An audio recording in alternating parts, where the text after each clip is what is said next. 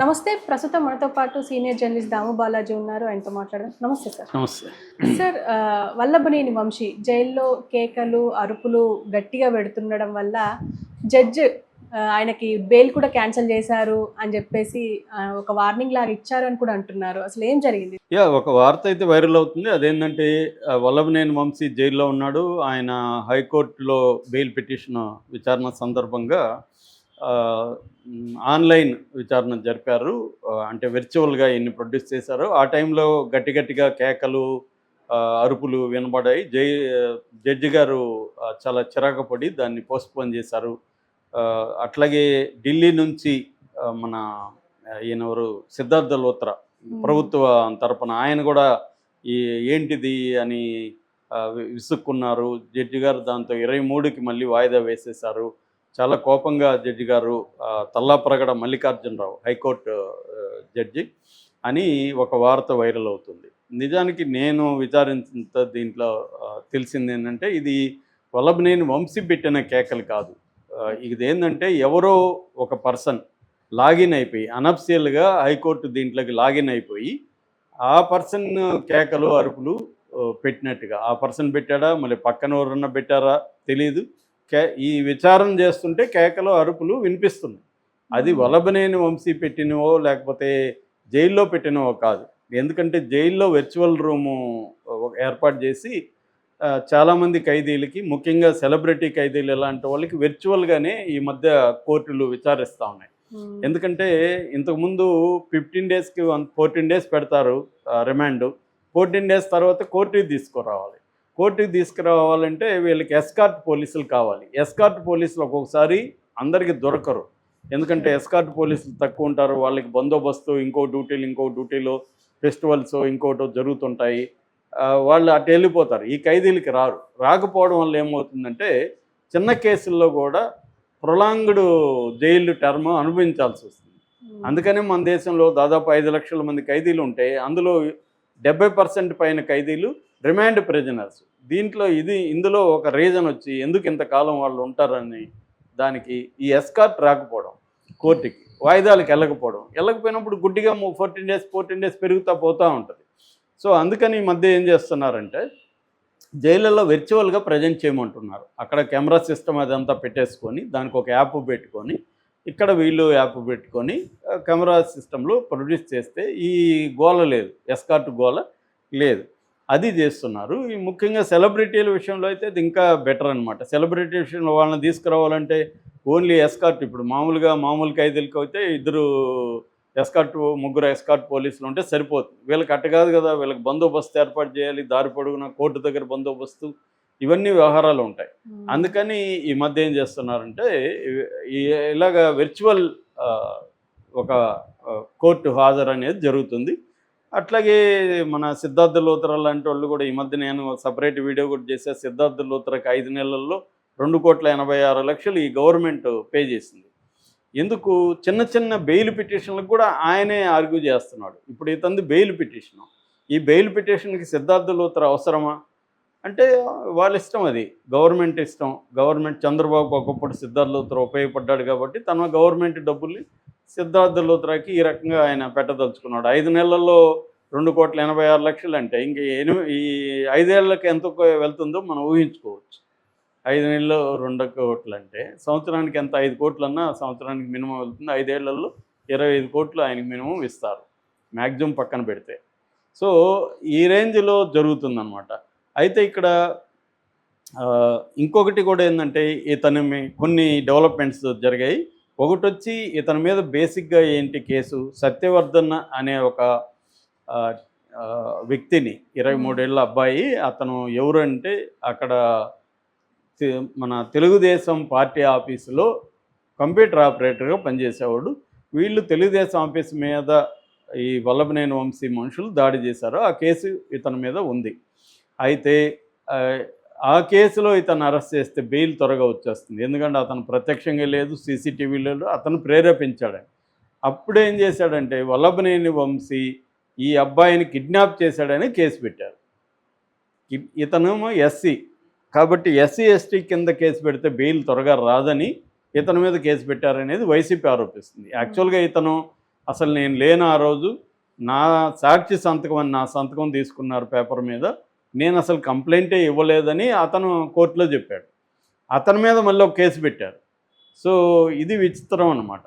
అతను సొంతంగా చెప్తే అతను డబ్బులు తీసుకొని ఇలా చెప్పాడని అతని మీద కేసు పెట్టారు. మరి డబ్బులు తీసుకొని చెప్పుంటే అతను కిడ్నాప్ అనే సమస్య రాదు కదా.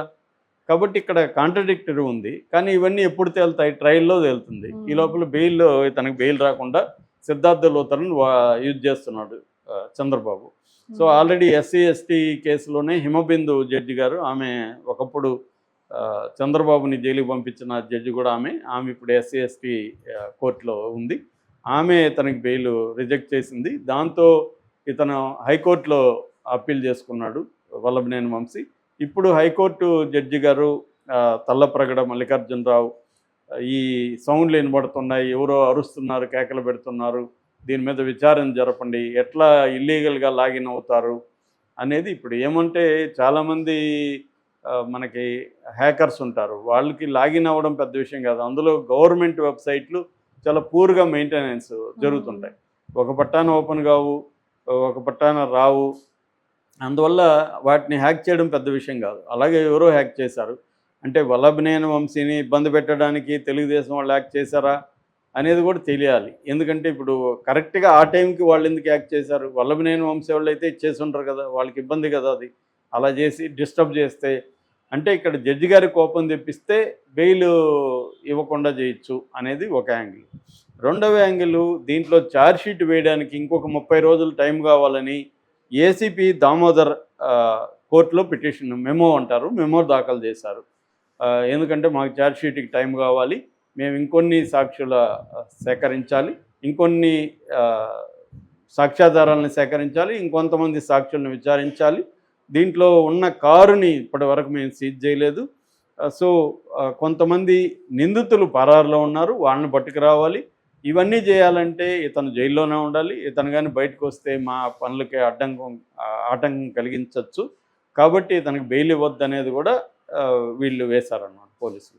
ఇదంతా కూడా రొటీన్గా జరిగేదే. అంటే ఒక రాజకీయ ప్రత్యర్థిని జైల్లో వేసినాక మ్యాక్సిమం జైల్లోనే ఉంచాలనేది ప్రతి పొలిటికల్ పార్టీ అనుకుంటుంది. ఇమీడియట్గా బెయిల్ రాకుండా ఏం చేయాలి అనేది చంద్రబాబుకు, అందులో మన దేశంలో ఉండే వివిధ వ్యవస్థల మీద చంద్రబాబుకు ఉండే పట్టు, ఆ వ్యవస్థల్లో తన మనుషుల్ని ఎలా పెట్టడం, ఒక లాంగ్ టర్మ్ ప్లాన్లో ప్లాన్ చేసుకుంటూ వెళ్తే వాళ్ళు గ్రో అయ్యి పైకి వెళ్ళిపోతారు. సో ఆ యాంగిల్లో ఆయన చేసుకుంటూ వస్తున్నాడు. అందుకనే ఆయన విజనరీ అంటారు. ఒక లాంగ్ యాంగిల్లో చేస్తూ వెళ్తాడనమాట ఆయన. సో ఆయనకి ఈ వ్యవస్థలు ఇంటర్నల్గా ఎలా పనిచేస్తాయి అనేది ఆయనకి తెలిసినట్టుగా ఎవరికి. మనం యూనివర్సిటీలో ఇంకో దగ్గర చదువుకుంటే థియరీ తెలుస్తుంది, కానీ నీకు ఆ వ్యవస్థల్లో ఉండి వ్యవస్థల్లో ఢీకొని వ్యవస్థల్ని మేనేజ్ చేసుకుంటూ వెళ్ళే వాళ్ళకి మాత్రమే ఇవి ఇంటర్నల్గా ఎలా పనిచేస్తుంటాయి, పోలీస్ స్టేషన్ ఎలా పనిచేస్తుంది, వ్యవస్థ అంటే జైలు ఎలా పనిచేస్తుంది, న్యాయ వ్యవస్థ ఎలా పనిచేస్తుంది, ఇవన్నీ అనేక న్యూయాన్సెస్ తెలిసిన వ్యక్తి చంద్రబాబు. సో అందుకనే జగన్కి చంద్రబాబుకి అనేకసార్లు నేను తేడా చెప్తుంటా. చంద్రబాబు జగన్ ప్రభుత్వంలో ఉన్నా కూడా, చంద్రబాబు ప్రతిపక్షంలో ఉన్నా కూడా జగన్ని వేధించగలిగాడు. దాదాపు 2 ఏళ్ల పాటు జగన్ని మేజర్ డెసిషన్లు తీసుకోనియకుండా చంద్రబాబు అడ్డుకోగలిగాడు. సో దాదాపు ఒక 300 పిల్స్ ఎంతో అప్పుడు జగన్ ప్రభుత్వం మీద వేయించగలిగాడు చంద్రబాబు. అవి కూడా అన్ని తన మనుషులతో వేయించడు. దానికోసం కొన్ని ఆర్గనైజేషన్లు పెట్టుంటారు, సిటిజన్స్ ఫోరం, డెమోక్రసీ ఫోరం, ఇలాంటివి ఉంటాయి. సో వాళ్ళు వేస్తూ ఉంటారు పిటిషన్లు. సో ఇలాగా అంటే ప్రతిదాన్ని ఎలా ఆర్గనైజ్ చేయాలి, ఏం చేయాలి, ఇది వచ్చినప్పుడు ఎట్లా చూసుకోవాలి, ఏ బెంచ్కి వెళ్ళాలి, ఏ బెంచ్లో ఎవరు ఉంటారు, క్లర్కులు ఎవరున్నారు, రిజిస్ట్రార్ ఎవరున్నారు, ఇవన్నీ మొత్తం కూడా చంద్రబాబుకి ఆ మెథడ్ అంతా తెలుసు. దానికి సంబంధించిన సిస్టమ్ కూడా, లీగల్ సిస్టమ్ కూడా తెలుగుదేశానికి ఉన్నంత లీగల్ నెట్వర్క్ దేశంలో ఏ పార్టీకి లేదు. అంత బాగా లీగల్ నెట్వర్క్ పెట్టుకుంటారు. సో ఈ స్థాయిలో ఇప్పుడు అందుకనే జగన్ వైపు నుంచి ఎవరు అరెస్ట్ అయినా చూడండి, ఒక పిన్నెల్లి అరెస్ట్ కానీ, ఒక మన పోసాన్ అరెస్ట్ కానీ, ఇంకొక ఆయన, సో ఇలాగ చాలామంది, వంశీ కానీ, ఇలా చాలామంది అరెస్టులు, ఎవరు కూడా నెల లోపల బయట వచ్చిన వాళ్ళు లేరు. అదే చంద్రబాబు టైంలో చూడండి, ఇమీడియట్గా మన రఘురామకృష్ణరాజు ఎప్పుడు బయటకు వచ్చాడు, సుప్రీంకోర్టు అర్ధరాత్రి సుప్రీంకోర్టుకి వెళ్ళగలరు చంద్రబాబు, అర్ధరాత్రి ఇక్కడ హైకోర్టు జడ్జి ఇంట్లో లేపి మరి జడ్జి దగ్గర బెయిల్ తీసుకోగలరు. సో అవన్నీ చంద్రబాబు చేయగలడు, జగన్ ఫ్లాప్ అవుతున్నాడు ఈ విషయంలో. అందుకని పొలిటికల్గా సపోర్ట్ సిస్టమ్స్ని ఎట్లా ఎస్టాబ్లిష్ చేస్తాము అనేది కూడా ఇంపార్టెంట్. చంద్రబాబుకి అది ఉంది, ఒక పార్టీ స్ట్రాంగ్ ఉంది, కులం స్ట్రాంగ్గా ఉంది, వ్యవస్థలో తన మనుషులు ఉన్నారు, మీడియాలో చంద్రబాబుకు ఉన్న మీడియా ఇంకెవరికి లేదు.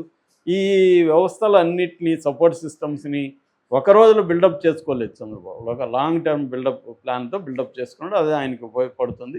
జగన్కి ఆ విజన్ లేదు, చంద్రబాబుకు ఉండే విజన్ జగన్కి లేదు కాబట్టి జగన్ ఇప్పుడు ఇబ్బందులు పడాల్సిన పరిస్థితి ఏర్పడింది.